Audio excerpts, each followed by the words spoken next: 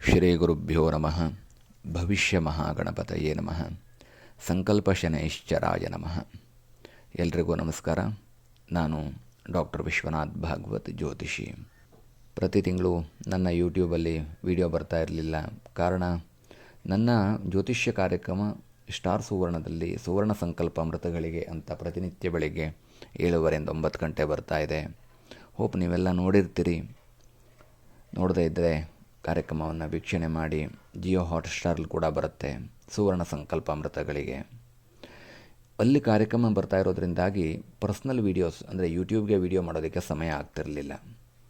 But ಇತ್ತೀಚೆಗೆ ತುಂಬ ಜನರ ಮೆಸೇಜ್, ಕಾಲ್, ಕಮೆಂಟ್ಗಳಲ್ಲಿ ಮೆನ್ಷನ್ ಮಾಡಿರ್ತಕ್ಕಂಥದ್ದು, ಯೂಟ್ಯೂಬಲ್ಲೂ ವೀಡಿಯೋ ಮಾಡಿ ಅಂತ ಕೇಳಿದಾಗ ಎಸ್ ಹೌದು ಅಂತ ಅನ್ನಿಸ್ತು. ಬಟ್ ವಿಡಿಯೋ ಮಾಡೋದಕ್ಕೆ ಸಮಯ ಆಗೋದಿಲ್ಲ. ಸೊ ಹಾಗಾಗಿ ಆಡಿಯೋ ಮುಖಾಂತರ ಪ್ರತಿ ತಿಂಗಳು ಮಾಸ ಭವಿಷ್ಯವನ್ನು ಮಾಡೋಣ ಎಂಬಂತಹ ಒಂದು ಇಚ್ಛೆ. ಬಿಕಾಸ್ ಆಡಿಯೋ ಮುಖಾಂತರ ನಿಮ್ಮನ್ನು ತಲುಪೋದಾದರೆ ಎಲ್ಲಿದ್ದಾಗಲೂ ಕೂಡ ಈ ಆಡಿಯೋ ರೆಕಾರ್ಡ್ ಮಾಡ್ಬೋದು. ವಿಡಿಯೋಗೆ ಅಂದರೆ ಪರ್ಟಿಕ್ಯುಲರ್ ಆಗಿರ್ತಕ್ಕಂತಹ ಪ್ಲೇಸ್ ಬೇಕಾಗತ್ತೆ. ಸೊ ನಾವು ಅದಕ್ಕೋಸ್ಕರ ಸಮಯ ಮೀಸಲಿಡಬೇಕಾಗತ್ತೆ. ಹಾಗಾಗಿ ಇನ್ನು ಮುಂದೆ ಪ್ರತಿ ತಿಂಗಳು ಮಾಸ ಭವಿಷ್ಯ ಬರುತ್ತೆ ಆಡಿಯೋ ಮುಖಾಂತರ. ಹೋಪ್ ನೀವೆಲ್ಲ ಇದನ್ನು ಕೇಳ್ತೀರಿ ಮತ್ತು ನಿಮ್ಮ ಉತ್ತಮವಾದಂತಹ ಭವಿಷ್ಯವನ್ನು ಕಂಡುಕೊಳ್ತೀರಿ, ಸಪೋರ್ಟ್ ಮಾಡ್ತೀರಿ ಅಂತ ಅಂದ್ಕೊಂಡಿದ್ದೀನಿ. ಈಗ ಮಿಥುನ ರಾಶಿ ಮೇ 2026 ಮಾಸ ಭವಿಷ್ಯ.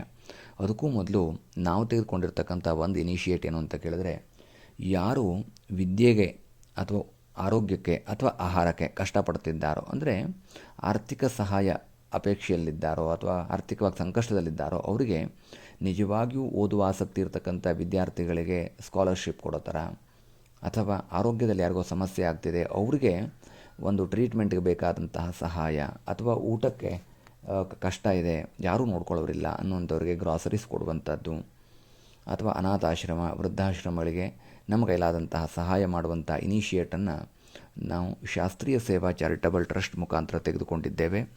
ಯಾರಿಗಾದರೂ ನಿಜವಾಗ್ಲೂ ಅವಶ್ಯಕತೆ ಇದ್ದರೆ, ನಿಜವಾಗ್ಲೂ ಅವ್ರ ಕಷ್ಟದಲ್ಲಿದ್ದರೆ ನಮ್ಮನ್ನು ಸಂಪರ್ಕ ಮಾಡಿ ನಮ್ಮ ಕೈಲಾದಂತಹ ಸಹಾಯವನ್ನು ಅವರಿಗೆ ಸಲ್ಲಿಸ್ತೇವೆ. ಬಟ್ ನಿಮ್ಮ ಸಮಸ್ಯೆ ನಿಜವಾಗಿರಬೇಕು. ಬಿಕಾಸ್ ನಾವು ಸ್ಕ್ರೂಟ್ನಿ ಮಾಡುತ್ತೇವೆ, ನಮ್ಮ ಟೀಮ್ ಇದೆ, ಸ್ಕ್ರೂಟ್ನಿ ಮಾಡ್ತಾರೆ. ನೀವು ಕಷ್ಟದಲ್ಲಿದ್ದರೆ ಸಹಾಯ ಮಾಡ್ತಾರೆ. ದಯವಿಟ್ಟು ಮಿಸ್ಯೂಸ್ ಮಾಡ್ಕೋಬೇಡಿ ಅನ್ನುವಂತಹ ಪ್ರಾರ್ಥನೆ. ಈಗ ಮಿಥುನ ರಾಶಿ 2026 ಮೇ ತಿಂಗಳ ಮಾಸ ಭವಿಷ್ಯದಲ್ಲಿ ಗ್ರಹಸ್ಥಿತಿಯನ್ನು ನೋಡುವಂತಹ ಸಂದರ್ಭದಲ್ಲಿ ಗುರು ನಿಮ್ಮ ರಾಶಿಯಲ್ಲೇ ಇದ್ದಾರೆ. ಜನ್ಮಸ್ಥ ಗುರುವಿನ ಫಲ ಏನು ಅನ್ನುವಂಥದ್ದು ನಂತರದಲ್ಲಿ ತಿಳಿಸ್ತಾ ಹೋಗ್ತೀನಿ. ಆ ನಂತರದಲ್ಲಿ ಮೇ 14ನೇ ತಾರೀಕು ನಿಮ್ಮ ರಾಶಿಗೆ ಶುಕ್ರನ ಪ್ರವೇಶವಾಗತ್ತೆ. ಮೇ 29ನೇ ತಾರೀಕು ಬುಧನ ಪ್ರವೇಶವಾಗತ್ತೆ. ಮಂತ್ ಎಂಡಲ್ಲಿ ತ್ರಿಗ್ರಹ ಯೋಗ, ಬುಧ ಗುರು ಶುಕ್ರರ ಯುತಿ. ತಿಂಗಳದ ಮಧ್ಯಭಾಗದಲ್ಲಿ ಗುರು ಶುಕ್ರರ ಯುತಿ. ಇದು ವಿಶೇಷವಾಗಿರ್ತಕ್ಕಂಥ ಶುಭ ಫಲವನ್ನು ತಂದುಕೊಡುತ್ತೆ. ಆ ನಂತರದಲ್ಲಿ ಕೇತು ನಿಮ್ಮ ರಾಶಿಯಿಂದ 3ನೇ ಮನೆಯಲ್ಲಿದ್ದಾರೆ. ಅದೇ ರೀತಿಯಾಗಿ ರಾಹು ಕುಂಭರಾಶಿಯಲ್ಲಿ ಅಂದರೆ 9ನೇ ಮನೆ ಭಾಗ್ಯಸ್ಥಾನದಲ್ಲಿರ್ತಾರೆ. ಶನಿ ನಿಮ್ಮ ರಾಶಿಯಿಂದ ಕರ್ಮಸ್ಥಾನದಲ್ಲಿರ್ತಾರೆ ಯಾವಾಗಲೂ. ಅಲ್ಲಿ ಕುಜ ಕೂಡ ಇರ್ತಾರೆ. ಕುಜ 11ನೇ ತಾರೀಕು ಕರ್ಮಸ್ಥಾನದಿಂದ ಲಾಭಸ್ಥಾನಕ್ಕೆ ಬರ್ತಾರೆ. ಅಲ್ಲಿ ರವಿ ಬುಧರ ಯುತಿ ಪ್ರಾರಂಭದಲ್ಲಿರುತ್ತೆ.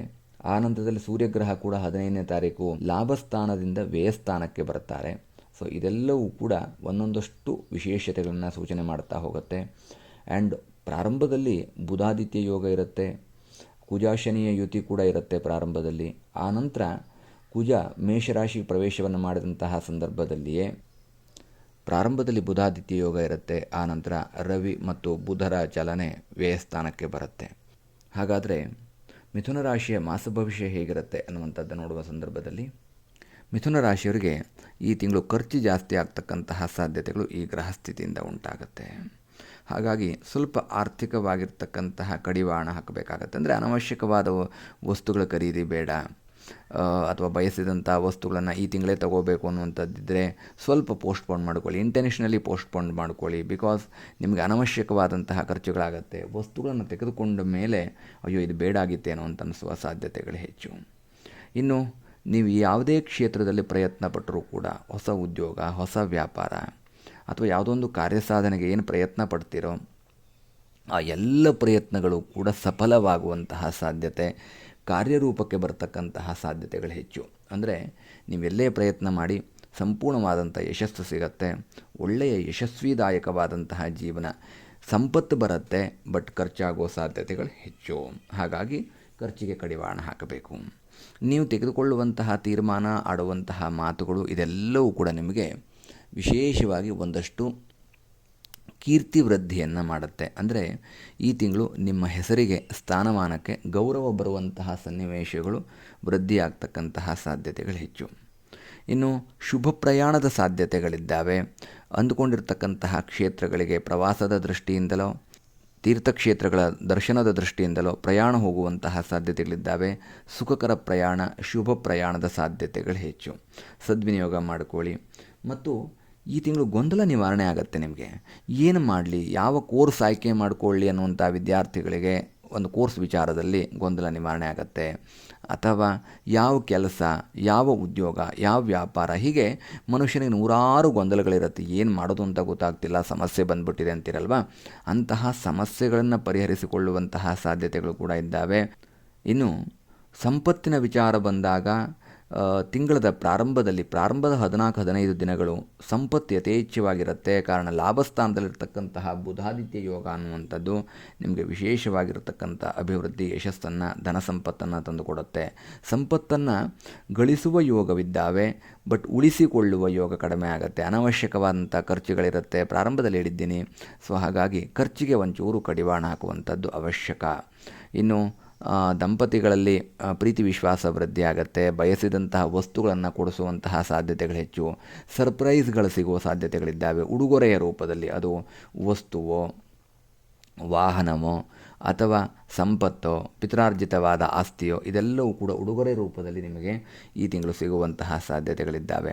ಮತ್ತು ಏನು ಈ ತಿಂಗಳು ಯೋಚನೆ ಮಾಡ್ತಿರೋ ಅದೆಲ್ಲವೂ ಕೂಡ ಸತ್ಯವಾಗತ್ತೆ. ಒಂದು ಉದಾಹರಣೆಗೆ, ನೀವು ಯಾವುದೋ ಒಂದು ಕೆಲಸ ಮಾಡುವ ವಿಚಾರದಲ್ಲಿ ಈ ಕೆಲಸ ನಾನು ಸಕ್ಸಸ್ ಕೊಡಲ್ಲ ಅಂತಂದರೆ ಅದು ಈ ತಿಂಗಳು ನಿಮಗೆ ಸಕ್ಸಸ್ ಕೊಡಲ್ಲ. ನಿಮಗೆ ಸಕ್ಸಸ್ ಸಿಗತ್ತೆ ಅನ್ನುವಂತಹ ಯೋಚನೆ ಬಂದರೆ ಅದು ಸಕ್ಸಸ್ ಸಿಗತ್ತೆ. ಇಟ್ ಮೀನ್ಸ್ ನೀವು ಏನು ಆಲೋಚನೆ ಮಾಡ್ತೀರೋ, ನಿಮಗೆ ಯಾವ ರೀತಿಯಾದಂತಹ ಕೆಲಸದಲ್ಲಿದ್ದೀರೋ ಆ ಕೆಲಸದ ಲಾಭ ನಷ್ಟಗಳು, ಆಗು ಹೋಗುಗಳು ನಿಮಗೆ ಮೊದಲೇ ಗೊತ್ತಾಗತ್ತೆ. ನಿಮ್ಮ ಆಲೋಚನೆ ಸತ್ಯವಾಗುವಂತಹ ಸಾಧ್ಯತೆಗಳು ಹೆಚ್ಚು. ಏಕಾಗ್ರತೆ ತುಂಬ ಬೇಕಾಗತ್ತೆ. ಇಲ್ಲದೆ ಹೋದರೆ ಧನ ನಷ್ಟವಾಗೋಗುತ್ತೆ. ಅಂದರೆ ಬಂದಿರುವಂತಹ ಸಂಪತ್ತನ್ನು ಉಳಿಸಿಕೊಳ್ಳುವ ನಿಟ್ಟಿನಲ್ಲಿ ಒಂದು ಕ್ಷಣವೂ ಮೈಮರೆಯಬಾರದು. ಯಾರಿಗೋ ಅನವಶ್ಯಕವಾದಂತಹ ಭರವಸೆಗಳನ್ನು ಕೊಡದೆ ಅಥವಾ ಯಾರನ್ನೂ ನಂಬಿ ಹಣ ಕೊಡದೇ ಇದ್ದರೆ ಬಹಳ ಉತ್ತಮ. ಬಿಕಾಸ್ ಕೊಟ್ಟಿರ್ತಕ್ಕಂಥ ಹಣ ನಿಮಗೆ ಈ ತಿಂಗಳು ಬರೋದಿಲ್ಲ.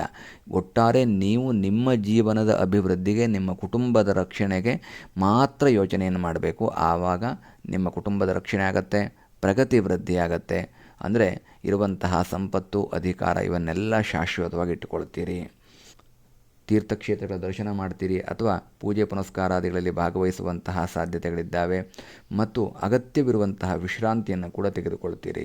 ಅಂದರೆ ದೈಹಿಕವಾದಂತಹ ಸ್ವಾಸ್ಥ್ಯವನ್ನು ಕಾಪಾಡಿಕೊಳ್ತೀರಿ. ಒಳ್ಳೆಯ ಆರೋಗ್ಯ ಮತ್ತು ಆಯುಷ್ಯದ ಬಗ್ಗೆ ಗಮನ ಹರಿಸ್ತೀರಿ. ಒಟ್ಟಾರೆ ಈ ತಿಂಗಳು ನಿಮಗೆ ನೆಗೆಟಿವ್ ಏನು ಅಂತ ಕೇಳಿದ್ರೆ, ಅನವಶ್ಯಕವಾದಂತಹ ಧನ ನಷ್ಟ, ಯಾರನ್ನು ನಂಬಿ ಕಳ್ಕೊಳ್ಳುವಂಥದ್ದು ಅಥವಾ ಯಾವುದೋ ವಸ್ತು ಅವಶ್ಯಕತೆ ಇಲ್ಲೇ ಇರತಕ್ಕಂತಹ ವಸ್ತುಗಳನ್ನು ಕೊಂಡುಕೊಳ್ಳೋದ್ರಿಂದ ಧನ ನಷ್ಟವಾಗುವಂತಹ ಸಾಧ್ಯತೆಗಳು. ಮತ್ತು ಯಾರ ಮೇಲೂ ನಂಬಿಕೆ ಬೇಡ. ಅಂದರೆ ನೀವು ನಂಬಿ ಮೋಸ ಹೋಗುವಂತಹ ಸಾಧ್ಯತೆಗಳಿರುತ್ತೆ. ಆ ವಿಚಾರದಲ್ಲಿ ಜಾಗರೂಕತೆಯನ್ನು ವಹಿಸಿದರೆ ಈ ತಿಂಗಳು ಅಲ್ಟಿಮೇಟ್ ಗುಡ್, ಉತ್ತಮವಾದಂತಹ ಅಭಿವೃದ್ಧಿಯನ್ನು ಪ್ರಾಪ್ತ ಮಾಡಿಕೊಳ್ಳುವ ಸಾಧ್ಯತೆ ಮಿಥುನ ರಾಶಿಯವರಿಗೆ. ಹಾಗಾದರೆ ಲಕ್ಕಿಯೆಸ್ಟ್ ಡೇಟ್ಗಳು ಯಾವ್ಯಾವುದು ಈ ತಿಂಗಳು? ನಾನು ಏನು ಕೆಲಸ ಮಾಡಿದ್ರೆ ನನಗೆ ಒಳ್ಳೆಯದಾಗತ್ತೆ, ಅಥವಾ ಯಾವ ನಂಬರು ಅಥವಾ ಯಾವ ಡೇಟ್ ನನಗೆ ಯಶಸ್ಸನ್ನು ತಂದು ಕೊಡುತ್ತೆ ಅಂತ ಕೇಳಿದ್ರೆ, 3ನೇ ತಾರೀಕಿನಿಂದ ಪ್ರಾರಂಭ ಆಗುತ್ತೆ. 3 ತುಂಬ ಚೆನ್ನಾಗಿದೆ. 8, ಆ ನಂತರದಲ್ಲಿ 11, 14, 16, ಅದೇ ರೀತಿಯಾಗಿ 20, 21 ಮತ್ತು 24, 25 ಮತ್ತು 29. ಇದಿಷ್ಟು ಕೂಡ ಲಕ್ಕಿಯೆಸ್ಟ್ ಡೇಟ್ ಮಿಥುನ ರಾಶಿಗೆ. ಈ ಡೇಟ್ಗಳನ್ನು ಸದುಪಯೋಗ ಮಾಡಿಕೊಳ್ಳಿ. ಅಥವಾ ಇದೇ ಸಂಖ್ಯೆಯನ್ನು ನೀವು ನಂಬರ್ ಆಗಿ ಕನ್ವರ್ಟ್ ಮಾಡಿಕೊಂಡು ಈ ನಂಬರಿನ ಮುಖಾಂತರವಾಗಿ ಕೂಡ ನಿಮ್ಮ ಯಶಸ್ಸನ್ನು ಗಳಿಸ್ಬೋದು. ಬಿಕಾಸ್ ನಿಮಗೆ ಧನ ಸಂಪತ್ತು ಪ್ರಾಪ್ತ ಮಾಡಿಕೊಳ್ಳುವ ಯೋಗ ಇದೆ, ಕೀರ್ತಿ ವೃದ್ಧಿಯಾಗತ್ತೆ ಮತ್ತು ನಿಮಗೆ ಉಡುಗೊರೆ ಪ್ರಾಪ್ತ ಮಾಡಿಕೊಳ್ಳುವ ಸಾಧ್ಯತೆಗಳಿದ್ದಾವೆ. ಒಟ್ಟಾರೆ ಅತ್ಯಂತ ಹೆಚ್ಚು ಶುಭ ಫಲವನ್ನು ಪ್ರಾಪ್ತ ಮಾಡಿಕೊಳ್ಳುವಂತಹ ಸಾಧ್ಯತೆ ಇದು. ಪರಿಹಾರಕ್ಕೆ ಏನು ಮಂತ್ರ ಬೇಕು ಅಥವಾ ಯಾವ ಮಂತ್ರದ ಪಠಣ ಮಾಡಿದ್ರೆ ನನಗೆ ಎಲ್ಲ ಯಶಸ್ಸುಗಳು ಸಿಗತ್ತೆ, ಎಲ್ಲ ವಾಮಾಚಾರ ಕೃತ್ರಿಮಗಳು ದೂರವಾಗಬೇಕು, ಒಟ್ಟಾರೆ ನಾನು ಮಾಡುವಂಥ ಕೆಲಸದಲ್ಲಿ ಸದಾ ಯಶಸ್ಸು ಸಿಗಬೇಕು ಅಂದರೆ ತ್ರಿಭುವನ ಗಾಂಧಾರಿ ಮಂತ್ರದ ಪಠಣ ಮಾಡಿಕೊಳ್ಳಿ. ವಿಶೇಷವಾಗಿರ್ತಕ್ಕಂಥ ಯಶಸ್ಸು ನಿಮ್ಮದಾಗುವಂತಹ ಸಾಧ್ಯತೆ. ಸರ್ವೇ ಭವಂತು ಸುಖಿನಃ, ಸರ್ವೇ ಸಂತು ನಿರಾಮಯ, ಸರ್ವೇ ಭದ್ರಾಣಿ ಪಶ್ಯಂತು, ಮಾ ಕಶ್ಚಿತ್ ದುಃಖವಾಗ್ ಭವೇತ್.